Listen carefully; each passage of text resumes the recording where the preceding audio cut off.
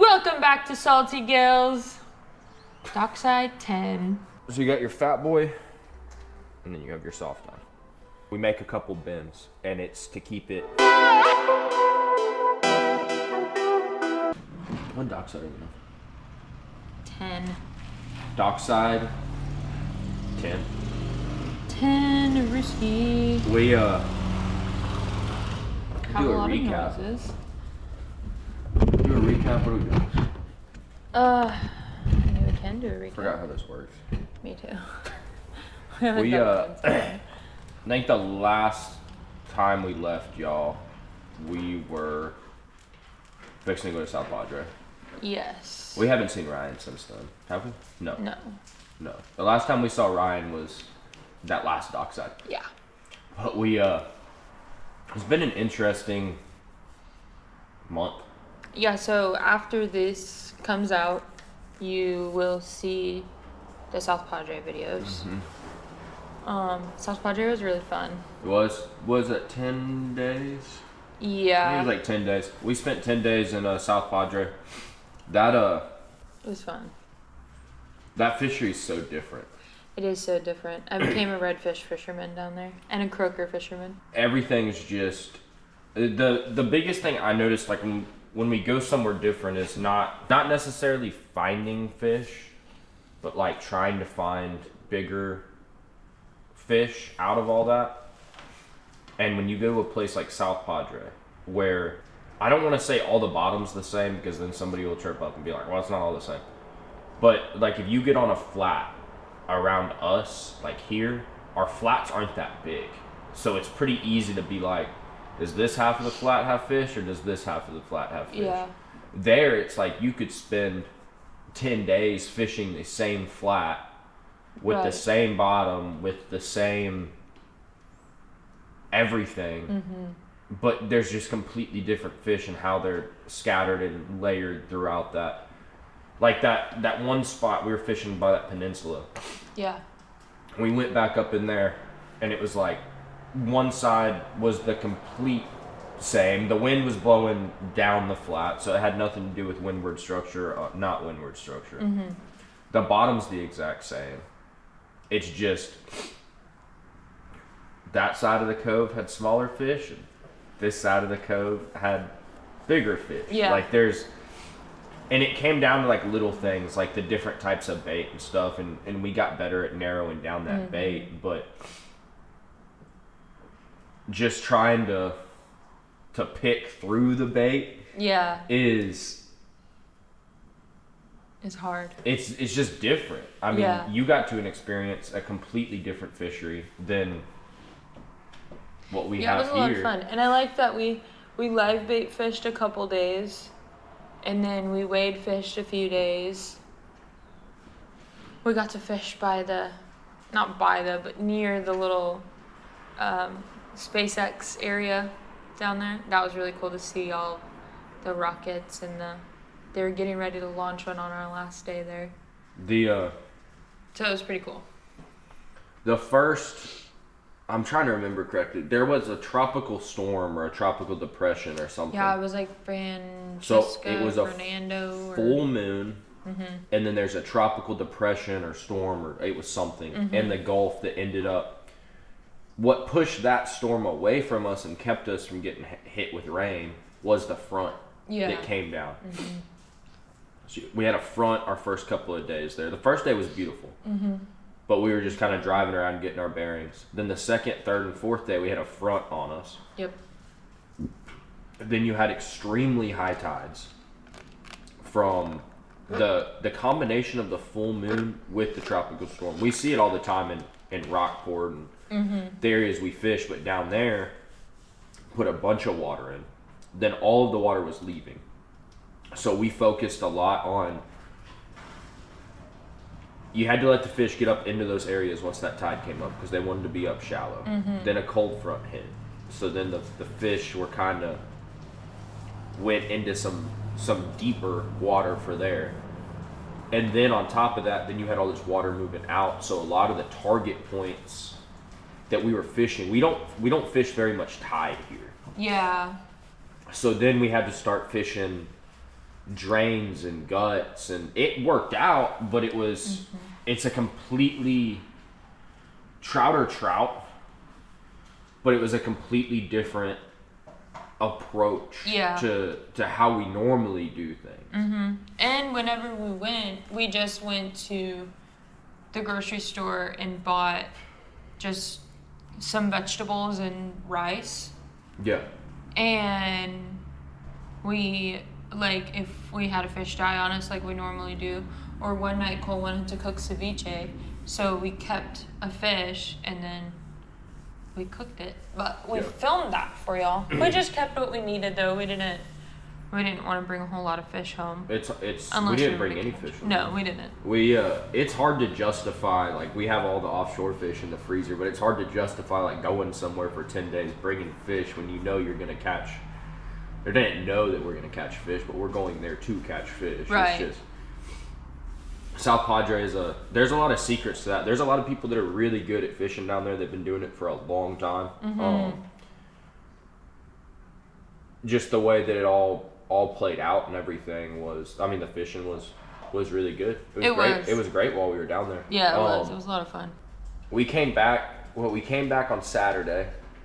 Yes. Came back on a Saturday. Went duck hunting on Sunday. It was slow. It had the full moon, had all types of things working against us, including the ducks.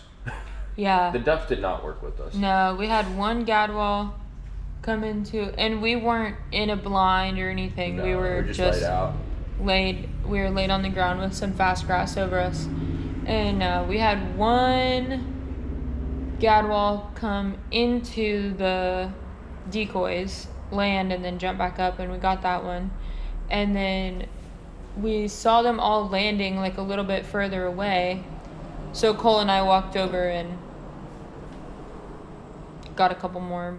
Yeah, it was slow. The birds weren't working. Well, and like Nick said, it was a full moon, so those ducks were probably eating all night and then didn't want to fly because they were full. Well, and then what was it? It was like flat calm. It was like high pressure. It was like super high pressure. The reason we didn't want to go trout fishing on Sunday, besides the fact we had just fished for 10 days. Yeah, I didn't realize that it affected the ducks like that too. I thought the ducks were just constantly flying. No. Not that day. No, not that day, you're right. We did get to see Jarrett Ledger, right? That's his name? Yeah. Shot that wood duck. That was really cool to see. I mean, we didn't see him, but on Instagram we saw it. That was there's been cool. some weird things happening. Some weird things, and because I can't remember who it was. They shot a couple snow geese in Baffin too, which it happens, but to have like a couple days of them shooting snow geese is always. What did we do the next weekend? No, that next weekend was the weekend we got to go into Baffin again. We found some good fish. Cole decided to be a stud and pull out 3 28, 29-inch fish within 40 minutes of each other. Not 40 minutes. The first two were within 10 minutes of each other. It happens. The next one was like 30 minutes later. The trout fishing, we're really starting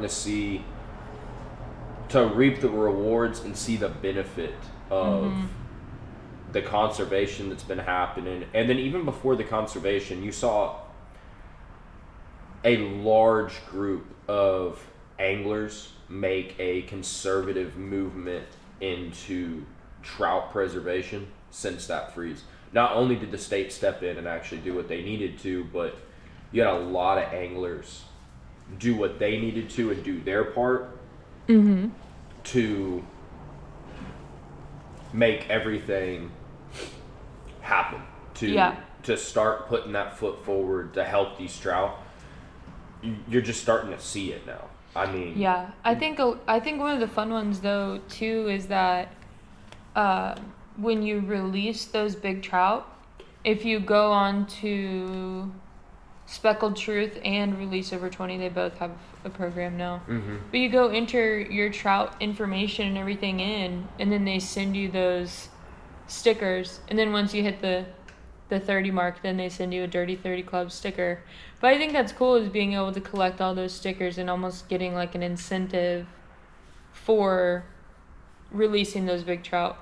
Yeah, there's been a big, I wish there was more trout tagging stuff out there. Yeah, I wish there was too. I think it'd be really cool to be able to tag a trout, but we catch so many. I mean, we're out there every single weekend.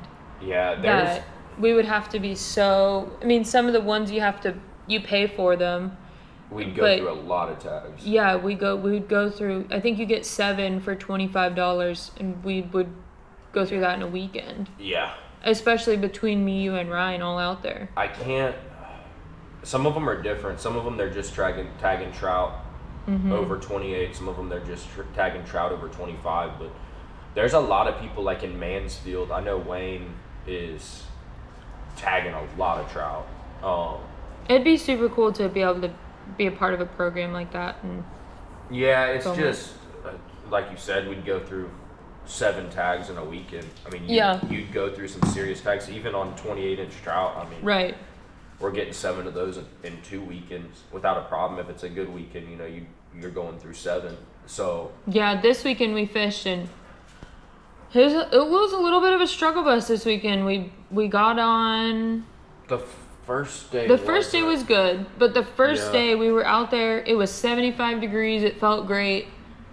And the front, we actually have a time lapse. Thanksgiving Day. Yeah, Thanksgiving Day. Yeah. We have a time lapse of the cold front blowing in over the top of us. Within 5 minutes of us being out there, the cold front rolled in. And Cole and I both got a couple good hits. We decided to move spots because we both lost our soft tines on rocks, which is the worst part about corgi season.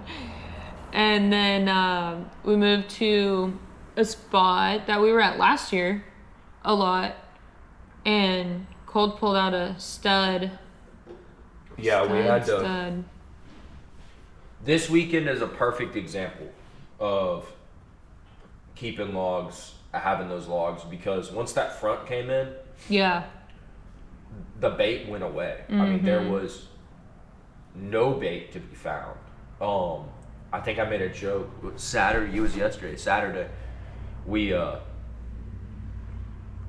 saw 3 pieces of bait, and then not even like the bait that we like. Not to see. little just, bait, we saw just 3 big, mullet big, all day. big mullet. Yeah. And then actually, one of them hit me in the face.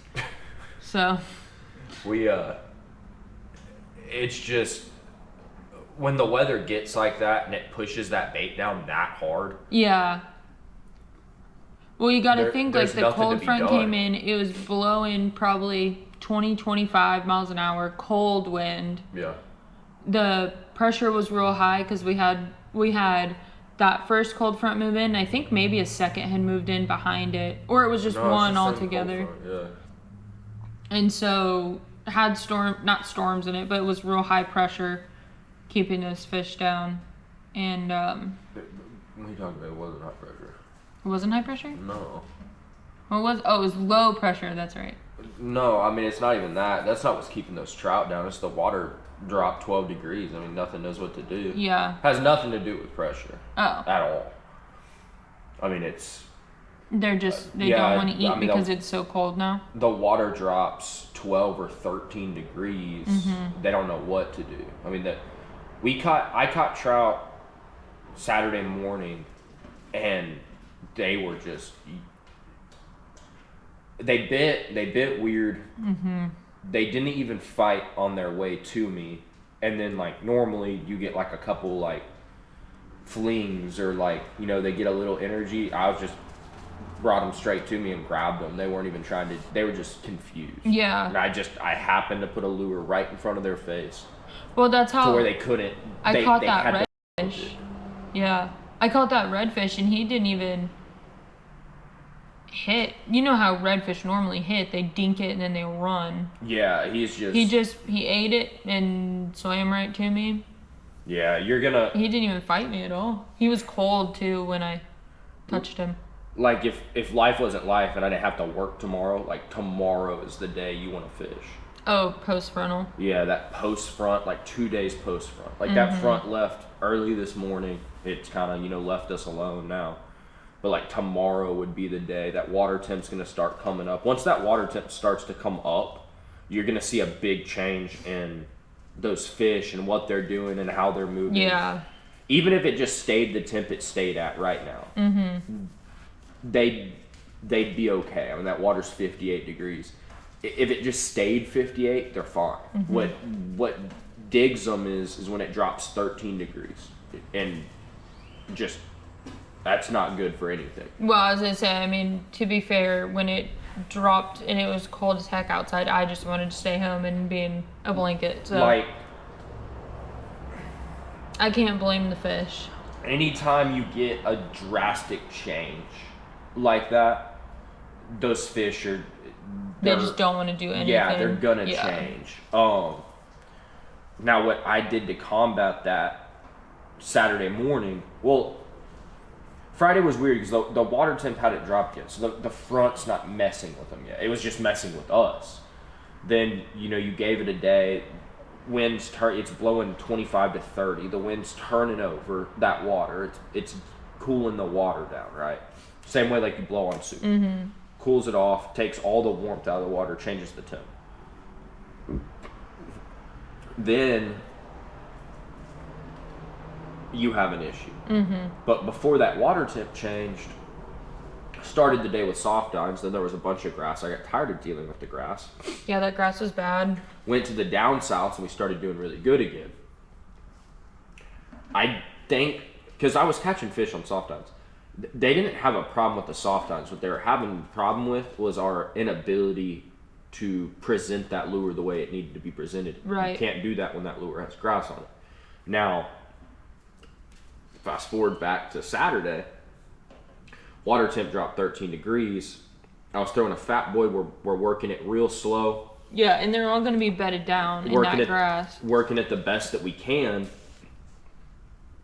And we're fighting the grass. But on Saturday, we don't have a choice. Like, you're not going to run it down south by them and have them eat it. It's just not going to happen. You have to barely move that. I was moving it super slow. Twitch, twitch, twitch, twitch. Let it sit. Let it wobble down there like that. Let it, you know, stay in that zone. Keep it right in front of their face. A lot of those fish, I'm pretty damn sure that lure probably went by them once or twice before they finally hit it. Because I was throwing to the same spots. Yeah. I was, you know, a double cast here, then I'd move over a double cast here. I don't even think that if we had thrown maybe a pink or anything like that by them that they would have eaten. Like, you know how we say, like, you throw on a pink or you throw on something that's going to piss them off? I don't even think you could have gotten a predatory bite that day. I'm trying to think what I was throwing yesterday. What did I start with? You started with, I think the black and red fat boy, no? Yeah, I did. It was the black and red. And then you had switched to a cloudy. yellow. No, it was cloudy, way overcast, started with the black and the red fat boy. And then I went to the hothead. And then I went to that plum, that white with the pink. Yeah. That's what I caught that last fish on. Yeah. I don't know. There's something we were talking about. You were talking about the difference in fat boys and soft dines while we were on the water. For those of y'all that don't know, apparently this isn't just common knowledge. So that soft dine, that's more like I use it more as a lure because I can control where it's at really well. That's a really fast, responsive bait. It's light. It's a soft dine XL. And the way that thing moves through the water is kind of quick motions. It's real reactive to you bouncing your rod. And it sinks faster than a fat boy. On the other hand, fat boys, it's a larger lure. It is a lure that sink rate is a lot slower than a soft dine, and its motions, the way that it responds to rod twitches, is a lot slower, a lot smoother of a motion. It's a lot smoother through the water. It's not as quick, not as jerky. I think I would say the black and red soft dines are up there above you. In the box. Yeah, but these were already unwrapped, and I hate unwrapping them things.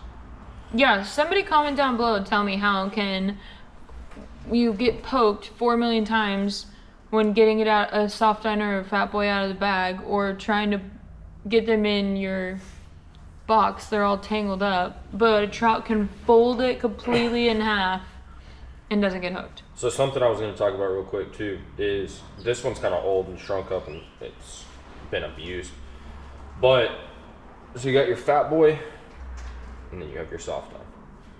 When they're not shrunk up, these are usually bigger than these.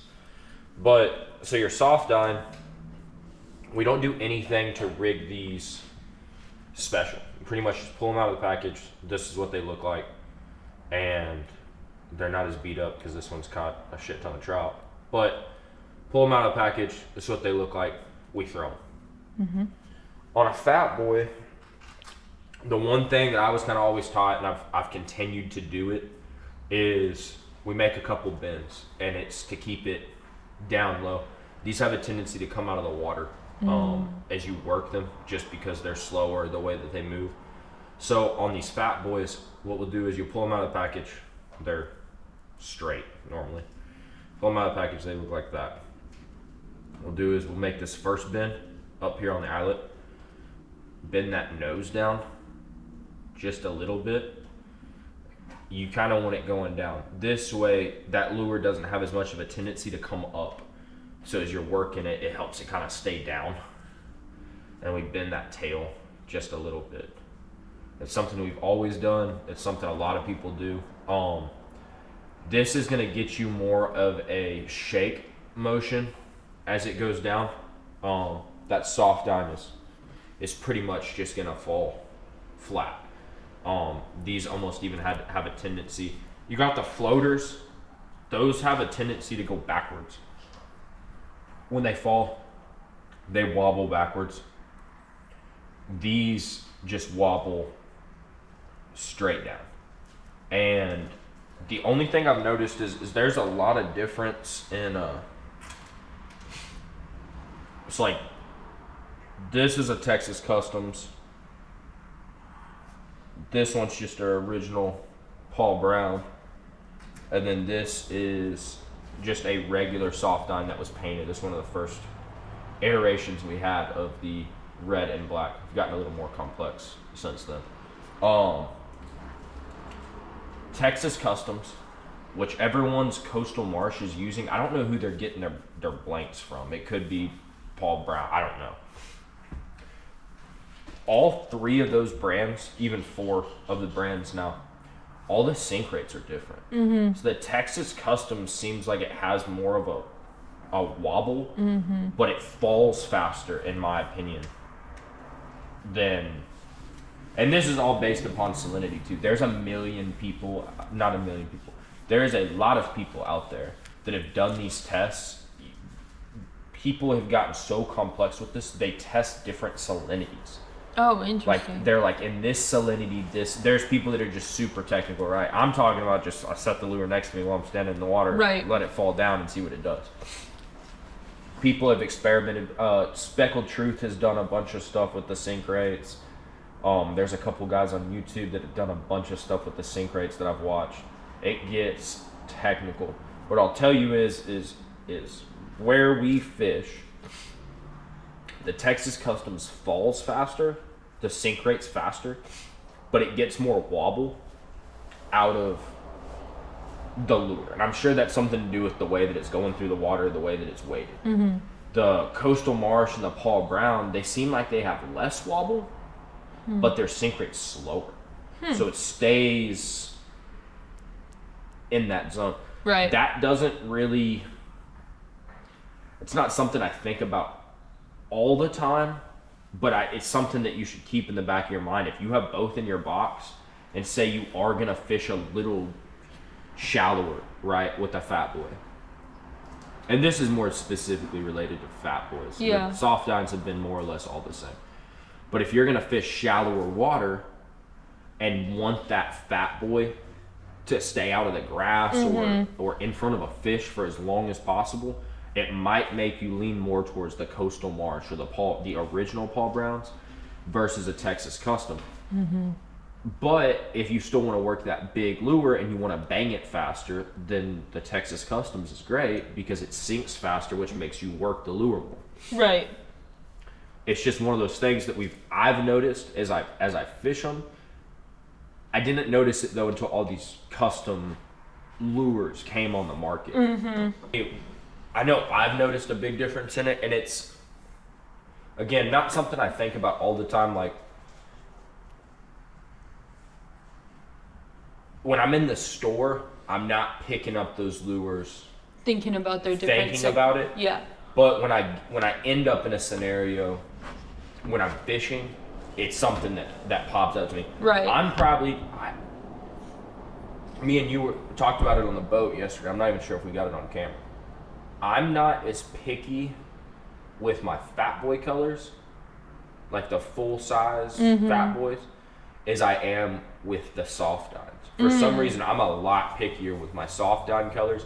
For me, the fat boys, I have a couple colors I like, and I'll grab a dark one, I'll grab a clear one, I'll grab one with some white in it, something.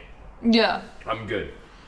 Those cover me for exactly what I need to be covered for. With my soft dines, I'm like meticulous with it, with the colors. I don't know why. I'm not sure if it matters, but I have a lot more colors of soft dines than I do Of fat boys. of fat boys. Maybe it's just because I haven't had fish. I notice less of a difference if I'm like changing colors in fat boys. Fat boys, I'm like, does that work in this watercolor and the sky that we have? That's pretty much all I'm thinking about.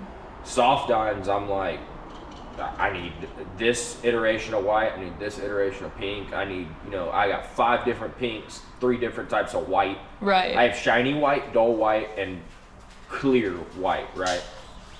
So, kind of the same way like I look at soft plastics. Like soft plastics, I have a shit ton of different colors and rat tails and down souths and gamblers, and I use a different one for every scenario. Fat boys, I'm just kind of like, yeah. It wobbles in front of their face. They're gonna eat it or they're not. I don't have 5 different types of white, 5 different types of clear. It's this works or it doesn't to me. Right. And then it's the same thing with the floaters. The floaters I'm not, there's a lot of people that love the floaters. A lot of people love the floaters. Just never really. What is the difference? What is that floater falls backwards. Oh, right. So if you talk to someone like Lil J or Jay Senior or some of these other guys, they've been in the game for so long. They're the guys that teach everyone. And I'm bought into it. That's why I changed my rhythm and stuff. But the idea that these trout follow these lures sometimes for a long time, they're trying to figure out whether or not they're hungry. I've heard the argument and had the discussion before about the floaters fall backwards. Right. So if that fish is following this lure and it's not really sure whether or not that it wants to eat that lure yet, if this lure is going away from it and then when it pauses, that trout's behind it, and then that lure falls back towards it, and you're like kind of almost forcing a bite. I think about it the same way like when I work fat boys or I work a topwater or any of these lures, is if that fish gets too comfortable with the rhythm, it'll almost get like mesmerized by it. It'll just sit there and swim with it. Right. So like if I'm working a fat boy or I'm working a soft dine, I'll go 1, 2, 3, pause right for however deep we're fishing. 1, 2, 3, pause. 1, 2, 3, pause, and then I'll bang it. 1, 2, 3, 4, 5, and it's like, oh shit, it's gonna get away from me. And a lot of times you'll get that hit. Yeah, because sometimes whenever you're working a lure, and then they hit it right before it gets to you. We call it getting a You hit had at it the happen boat. the other day. You brought a lure close to you. I started working it faster. No, you started to reel it in Oh, yes. to recast, but sometimes we're bad. Like that lure will be a little further away than we think it is, and just start reeling it so we can recast. Especially if you're getting bit further away. Yeah. And as soon as you went to reel and brought that lure to the surface, you got hit. Yep. Well, that bait had been probably doing the same thing the whole way to you, and then all of a sudden it just takes off. Well, that trout's faster than that. So Right. if it wanted it, well, it jumped up and grabbed it. Right. And those fish, it's like they get comfortable. It's just like if you're driving in traffic, right? And then you're all just, moseying, and then like something changes, and it suddenly you're snapped out of it. I think these fish do the same thing. Is they almost just get like mesmerized by it. They're like 1, 2, 3, and there's okay, well it's gonna fall again. 1, 2, 3. Oh, it's gonna fall again. Yeah. And as they get mesmerized by this stuff, not that they stop being a predator, but they're just like, okay, well I'll just keep. You got to force their hand sometimes. Sometimes it's like, okay. Yeah, I didn't know that you do that. Like, make it go fast after a few, like, do. That makes sense. I'm going to start trying that. You'll get it a lot, too, with top waters. Like Do you do that just on the floaters, or you do that on soft dines and fat boys? I do it all the time. Oh, on everything? Soft plastics, Yeah. too? Huh. I'll usually, like, in the middle, but you don't have to do it all. If the fish are eating, Yeah. they're eating. Yeah. Like, it doesn't matter. You're Like, saying you do it when it's a more difficult bite. Yeah, when the bite gets difficult, or like if I know that fish are in that area, Yeah, that makes sense. or if I'm getting like real lethargic. Hits. Like you did yesterday. Yeah, but see, like I didn't do it yesterday. No, that makes But sense, like though. during high pressure periods, like, cause I've seen trout follow, like if you fish from the boat, or like I've gotten up real shallow before, like below my knee, thrown at big trout, and I'm like, they just followed that lure for 50 feet, and then they spooked on me. Yeah. Force their bite just a little bit. Don't let them get So into the complacent. rhythm. Yeah. Yeah, that The makes sight fishing guys do it a lot too. Like they'll kind of work that lure by the fish, and the fish will kind of turn at it, and then they'll kind of just burn it, and then let it sit. And like with redfish, you'll kind of see them like, you call it pounding the bottom. And like with redfish, if you get up in a tower with redfish, not in the tower with redfish, but if you get up in a tower and you're fishing for redfish, I've only seen it once or twice, but I've talked about it with people, is that like redfish will follow like little mud bounces. Like a redfish will see, if you're in real clear water and the bottom just has that fine layer of silt on it, a redfish will like see those little puffs of dust and start following it. And they'll catch up to your lure. So even though like if you don't make a perfect cast, if there's a redfish, those guys will like, they use these like little jigs and stuff. And they Redfish guys have all types of toys, and they'll drag the bottom or pound the bottom with it. Some of them say it's because the noise and the redfish can feel the vibrations here. There's probably something to that too. But I've seen redfish. The lure goes by the redfish. Redfish hasn't seen the lure yet because he's either too far away or he's swimming with his head down. And they'll get to that, and sometimes they'll go the wrong way. Oh.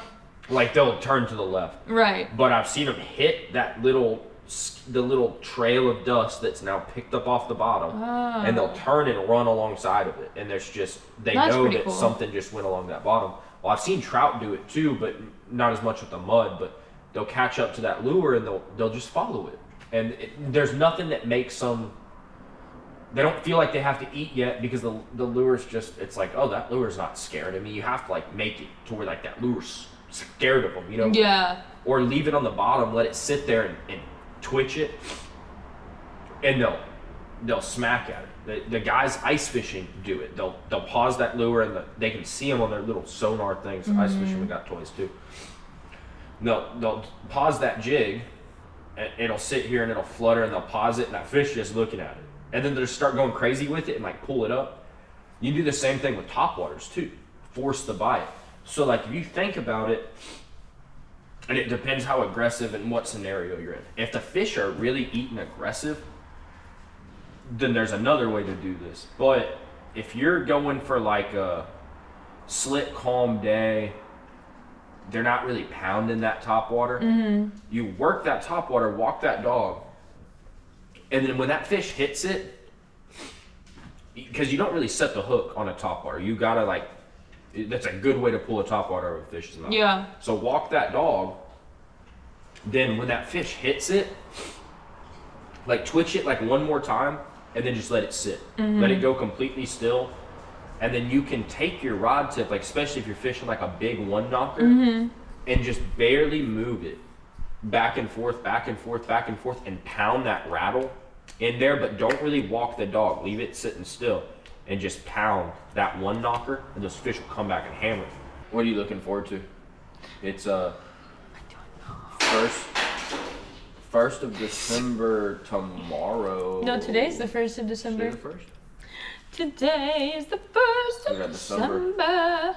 What are you looking forward to? Ooh. Trophy trout season, obviously.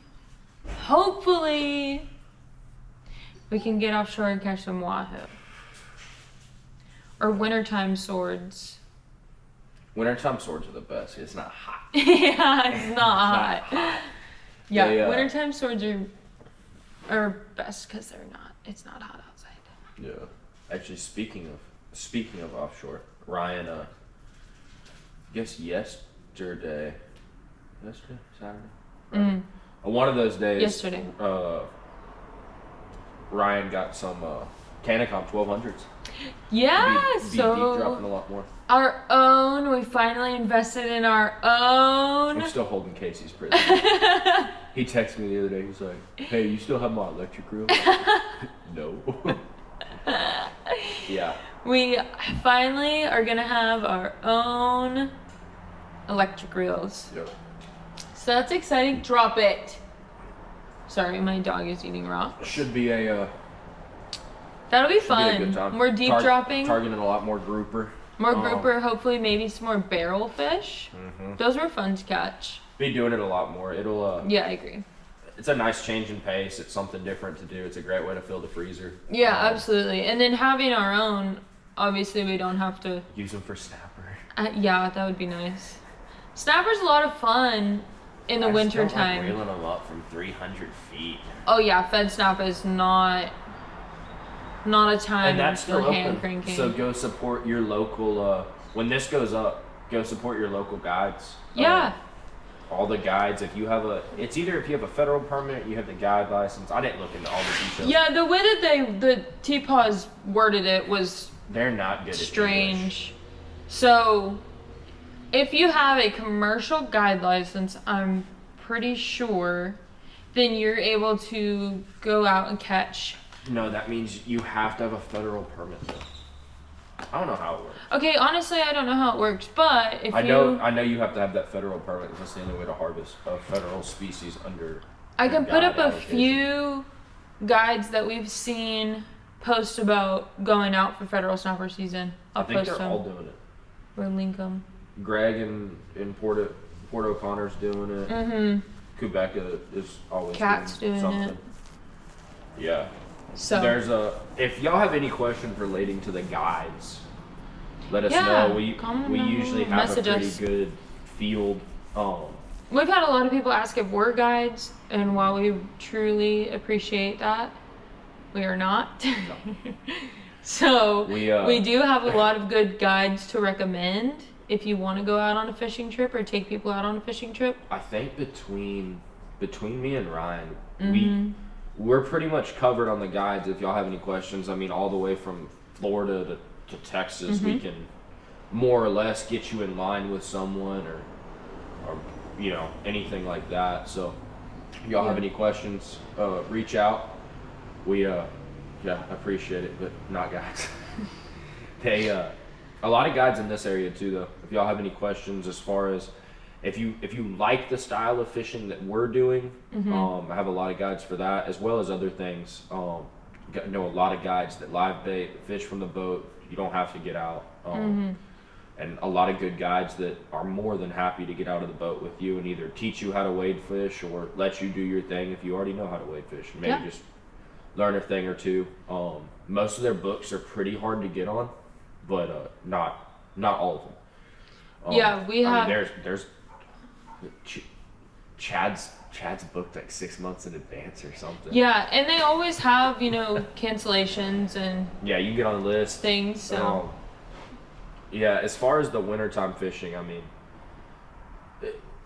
to each their own. You can fish for these fish however you want to. You can do it from the boat, but if you really want your best chance at a trophy trout consistently, getting out of the water is key.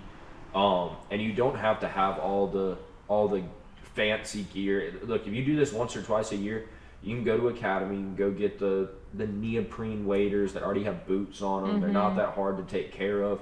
You can go get a frog tog jacket. You can do all of this stuff for a pretty reasonable price. Yeah. Now, the more you do it, the more you're gonna want to step that gear up, though. Yeah, be watching out on Instagram, TikTok, Facebook. We post them everywhere. Even YouTube Shorts, we post them on there.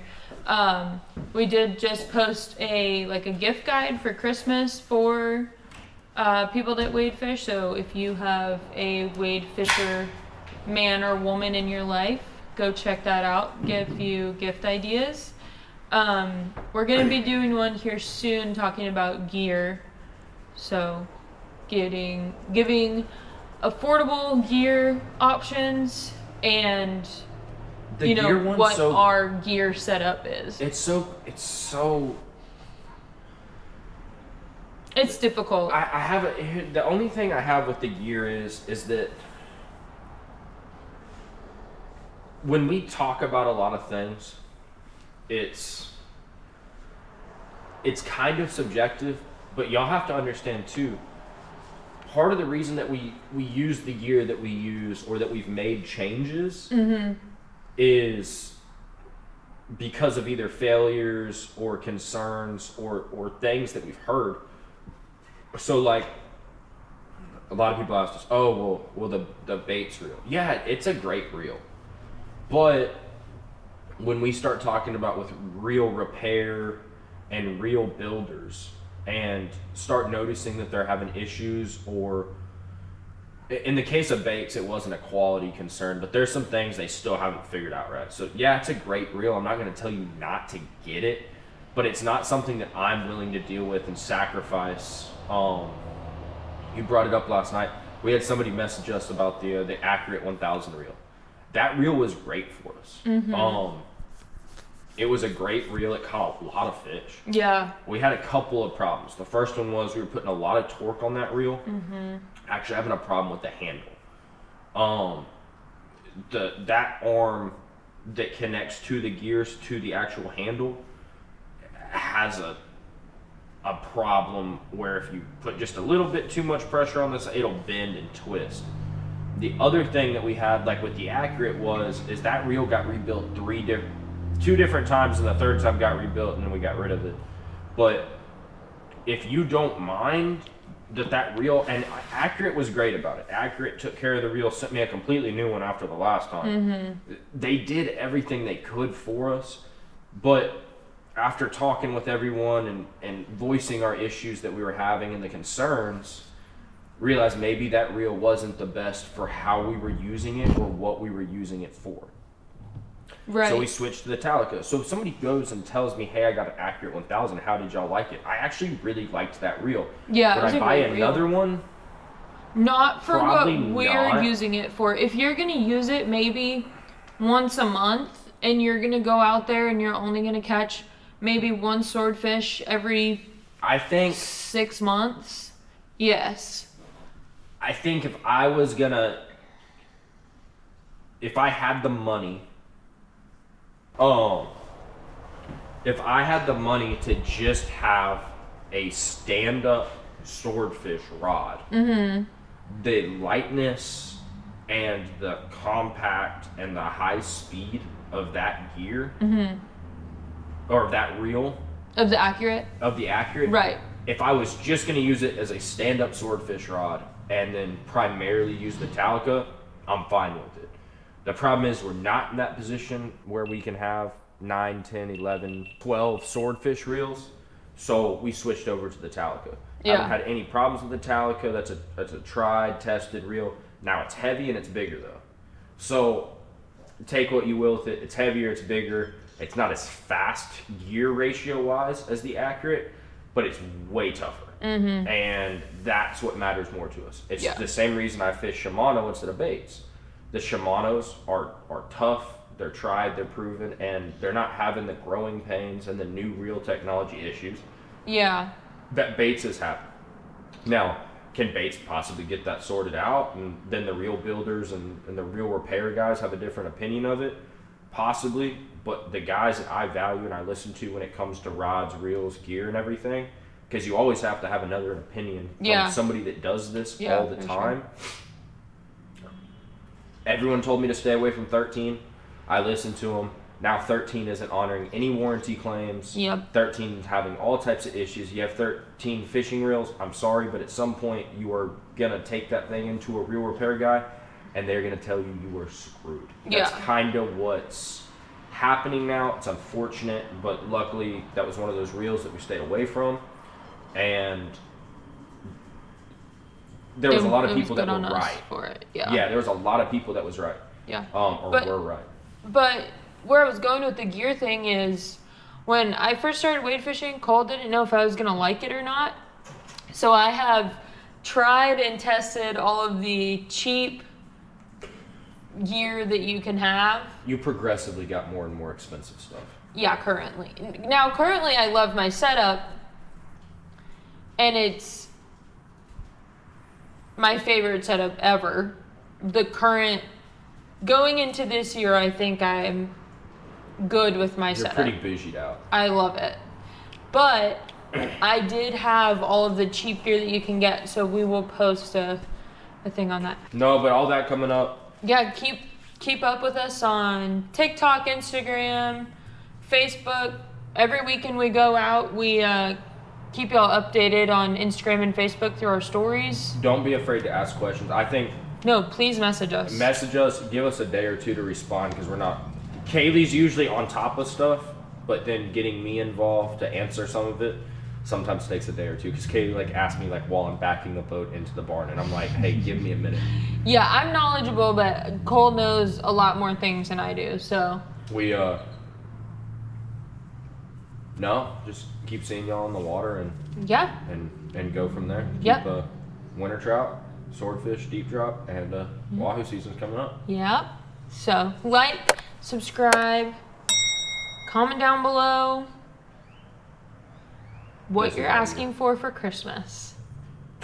That's a good one. It's almost Christmas. Guys, SaltyGillz.